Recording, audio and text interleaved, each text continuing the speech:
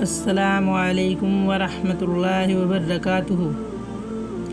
رسول اللہ صلی اللہ علیہ وسلم نے فرمایا، جب اللہ نے آدم کو پیدا کیا اور ان کی پیٹھ پر ہاتھ پھیرا تو اس سے ان کی اولاد کی وہ ساری روحیں باہر آ گئیں جنہیں وہ قیامت تک پیدا کرنے والا ہے۔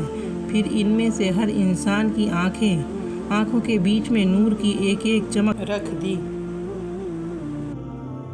پھر انہیں آدم کے سامنے پیش کیا تو آدم نے کہا، میرے رب، کون ہیں یہ لوگ؟ اللہ نے کہا، یہ تمہارے ذریت اولاد ہیں۔ پھر انہوں نے ان میں ایک ایسا شخص دیکھا جس کی دونوں آنکھوں کے درمیان کی چمک انہیں بہت اچھی لگی۔ انہوں نے کہا، اے میرے رب، یہ کون ہے؟ اللہ نے فرمایا، تمہاری اولاد کی آخری امتوں میں سے ایک فرد ہے، اسے داؤد کہتے ہیں۔ انہوں نے کہا، میرے رب، اس کی عمر کتنی رکھی ہے؟ اللہ نے کہا، 60 سال۔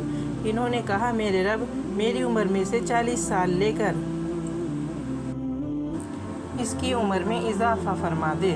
پھر جب آدم کی عمر پوری ہو گئی، ملک الموت ان کے پاس آئے تو انہوں نے کہا، کیا میری عمر کے 40 سال ابھی باقی نہیں ہیں؟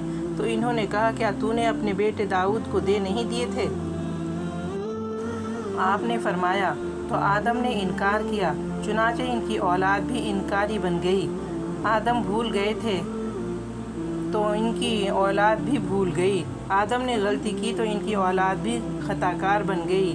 امام ترمذی کہتے ہیں،